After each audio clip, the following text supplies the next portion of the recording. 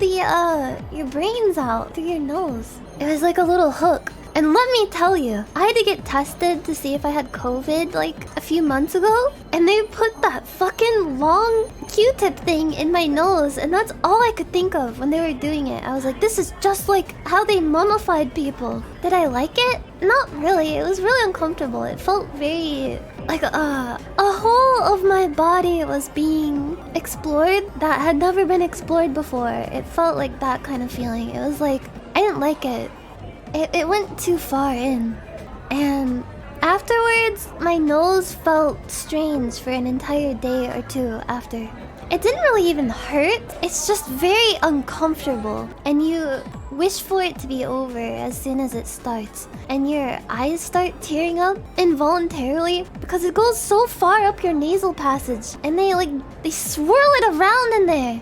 It's like they put it in there and they're like, okay, I'm gonna move it. And you're like, yeah. And then they fucking swirl it around in your nose to get the sample. And it lasts so long, even though it feels like it lasts so long, even though it's probably only like a couple seconds. And then they take it out and it feels like your nose hole grew at least 10 sizes larger. I felt like somebody goateed my nose. And then for the rest of the day, it felt like I could feel my whole nasal passage. I could feel it. It felt so open. And it probably was more open than usual. Because normally, you don't have stuff going up there that far. Look, normally stuff doesn't go that far up your nose. And doesn't swirl around in your nose. So it opens it up and it just feels strange. It feels awkward.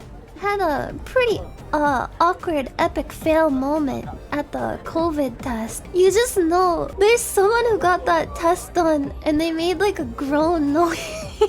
And it made the nurse feel really awkward. Follow, like, hit that subscribe button. It's like I'm making a fucking YouTube ending.